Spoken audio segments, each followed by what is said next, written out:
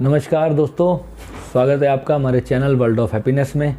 एक प्रश्न मेरे पास कई सारे लोगों ने कमेंट में भी डाला और व्हाट्सएप पे भी आया, और मैं भी पहले इस बारे में बड़ा सोचता था कि शमशान में तीला क्यों तोड़ा जाता है। जब हम किसी भी हमने मित्र का जब हम संस्कार करके आते हैं किसी रिश्तेदार का, तो उसके बाद एक रीत के नाते एक तीला तोड़ के ज़मीन पे हम बैठते हैं और एक तीला तोड़ के हम ऐसे पीछे की तरफ फेंकते हैं। तो उसका क्या कारण होता है? तो ये तो खैर मैंने बड़ों से ही पूछा था, तो उन्होंने बताया कि जो है जब हम एक संकल्प करते हैं कि अब जो है इस आत्मा के साथ हमारा रिश्ता टूट गया, हमारा उसके साथ जो लेन देन था वो सब समाप्त हो गया। हमारे पंजाबियों में तो पहले जब उसको वहाँ पर लिटाया जाता है, उसके बाद एक घड़ा होता है, पानी से उसको पहले पूरा तिड़काव करते हैं, उसके चारों ओर परिक्रमा करते हैं परिवार के जो उसके गोत्र के सभी लोग होते हैं। उसके बाद उस मटके को उसके सर के पीछे उसको तोड़ा जाता है, और ये अंदर से हम मानसिक रूप से एक संकल्प करते हैं कि आज से तेरा मेरा जो इस संसार में जो मेरा रिश्ता था, जब हम उसको मटके को ज़मीन पे मारते हैं तो हम बोलते हैं कि वो हमारा संबंध समाप्त, और अब तू अपनी अगली यात्रा पे जा। वो एक नॉर्मल तौर पे अगर हम देखें तो हम एक संकल्प लेके हम उस आत्मा से ये संदेश देना चाहते हैं कि जो है अब हमारा संबंध ख़त्म, अब तू अगली यात्रा पे अपनी चला जा। परंतु वहाँ एक सूक्ष्म घटना घटती है जिसके बारे में हमारे कई लोगों को ज्ञान नहीं। तो जब मैं इस चीज़ का अनुभव जब मैंने अपनी लाइफ में किया, और जब आउट ऑफ बॉडी वाला जब अनुभव मुझे होने शुरू हुए, तब मैं उस बात को समझता था कि मैं कहा उस वक्त मेरे परिवार की जो मुझे याद आएगी तो उसका मैं कैसे करूँगा।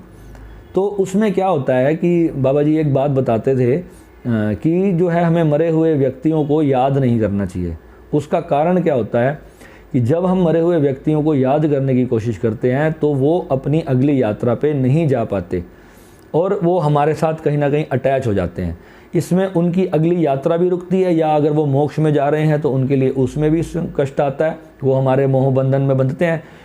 उनके पास उस वक्त कोई बुद्धि नहीं होती, कोई विचार भावना नहीं होती, वो आपके ना माता पिता रह जाते हैं, ना आपके कोई भाई बंधु रहते हैं, वो सिर्फ निपट एक आत्मा होते हैं। आत्मा यानी कि एक कॉन्शियसनेस होते हैं, और उनकी जो शक्ति होती है उस वक्त कई हज़ार गुना बढ़ चुकी होती है। यानी कि आप अपने शारीरिक कॉन्शियसनेस से सोच रहे हो, शरीर के लेवल के माध्यम से आप मानसिक तौर पे उनके साथ संपर्क बनाने की कोशिश करते हो, पर जब वो आपके साथ अटैच होने की कोशिश करते हैं तो उनकी शक्ति से आप उनके साथ जुड़ना शुरू होते हो। तो आपके अंदर इतना बल नहीं है कि आप उनको यहाँ खींच लें, पर उनकी शक्ति के अंदर इतना बल उस वक्त होता है कि आप खिंच के मर जाएं। आप जा सकते हैं उनके साथ, आपको कोई अटैक हो सकता है, आपको कोई कारण से कुछ भी ऐसा अचानक से आपकी मृत्यु हो सकती है। तो इसलिए जो है वो चाहते हैं कि आप भी चाहते हो कि वो वापस आ जाएं, पर वो चाहते हैं कि आप उनके पास आ जाएं। तो इस तरह से क्या होता है, जो एक डोर आप दोनों चेतनाओं के बीच में जुड़ जाती है। अब जिसकी शक्ति ज़्यादा होगी, एक चुंबक है, एक मैग्नेटिक फील्ड है, वो हाई पावर की है और आपकी बहुत लो है, तो यानी कि आप ही खिंच के उधर जाओगे, वो खिंच के वापस नहीं आने वाले, क्योंकि वो तो अपना शरीर छोड़ चुके हैं।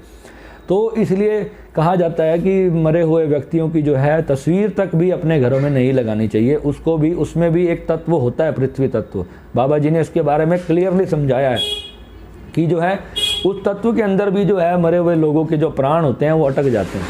या तो फिर अगर घर में कोई ऐसा साधक है जो अपनी संजीवनी विद्या से जो है उनकी असेंशन कर चुका है, तो जो है उनको फिर उसको कोई दिक्कत नहीं है, उसके घर में फिर कोई नेगेटिव एनर्जी नहीं होती। वही हमारी एनर्जी होती है, वही हमारे रिश्तेदार होते हैं, और कभी हमारे लिए वो नेगेटिव भी हो जाते हैं। क्योंकि अगर कोई व्यक्ति प्रेत हो जाए मरने के बाद, या किसी के कर्म में क्या लिखा है ये तो आप कभी सोच ही नहीं सकते ना, ये तो ईश्वर ही जानता है। तो हम ऐसी किसी भी शक्ति के साथ ना जुड़ जाएं, इसीलिए कहते हैं कि मरे हुए व्यक्तियों को याद नहीं करना चाहिए। और इसीलिए मैं आपको आज ये बात बता रहा हूँ कि जो तीला जो शमशान में तोड़ा जाता है, उसका मतलब यही है कि हम अपने मानसिक रूप से एक संकल्प कर दें।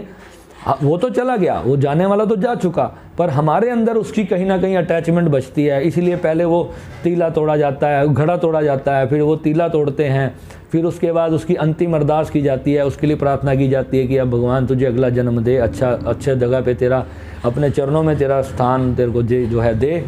और इस तरह से हम उस आत्मा से अपना संबंध पूरी तरह से, वो जो 12-13 दिनों की जो रस्म क्रियाएँ हमारे घरों में चलती हैं वो इसीलिए की जाती हैं ताकि जो है हम उसके साथ अपना संबंध पूरी तरह से तोड़ लें, और वो भी इस बात को जान ले कि अब मेरा वापस जाने का कोई रास्ता नहीं बचा, अब मुझे आगे ही जाना है।